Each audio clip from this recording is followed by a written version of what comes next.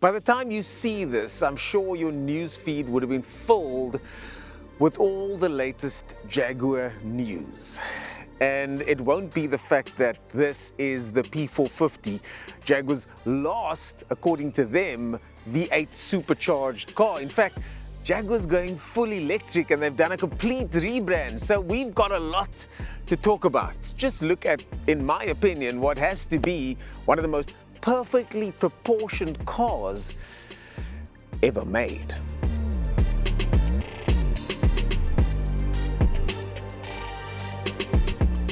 This is the P450, which means it has 450 horsepower, which loosely translates to about 331 kilowatts.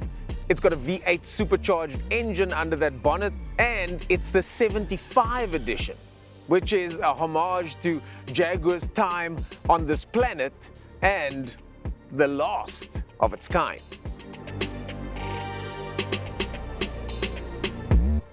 Oh my gosh. Everything on this car feels like a sense of occasion because it's supposed to. It's a Jaguar. This being the P450, it's not the most powerful V8 supercharged in the range, but I think it's the sweet spot. It's not as leery as the other models, the 423 kilowatt models available.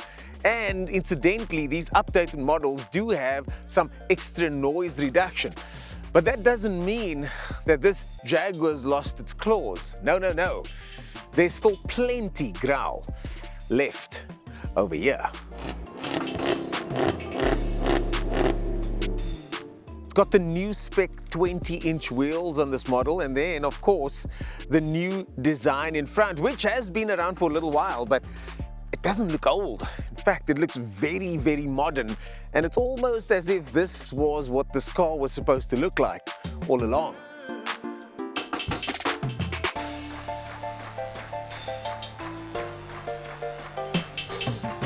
Inside, however, things are much the same. You've got the badging dotted all over the car to remind you that this is the 75, again, the special super duper last edition.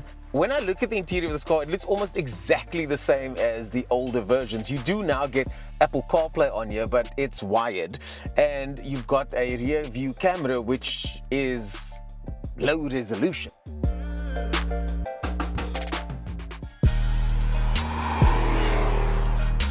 It is an incredible GT cruiser, and if you turn it into regular mode and turn the exhausts off, you could go for many, many miles quite comfortably. And specifically in this, the P450 model, which, as I mentioned, is to me my favorite. You've got the V8 supercharged pantomime, but you've also got a comfortable car that is soft when you need it to be, especially on that suspension.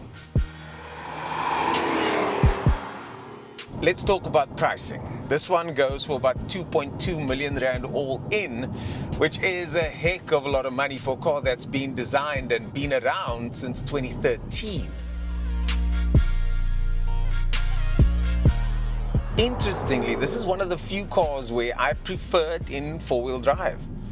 I wouldn't mind a rear-wheel drive one. In fact, I'd probably enjoy that, but I drove this car in the rain the other day and I didn't need to slow down. The system feels like I've got this rear-wheel drive biased chassis, but you've still got a four-wheel drive drivetrain underneath you that provides an incredible amount of grip and sure-footedness through those giant 20-inch Pirelli tires. It's got the 8-speed gearbox with really tall gears. I mean, listen to this.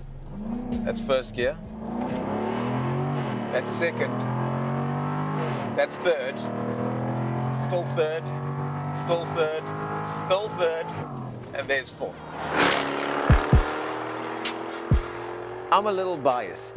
I've done work for Jaguar Advanced. I've driven most of these cars. One of my first performance test cars was a Jaguar. It's the car that I'd probably buy my parents if I could afford to.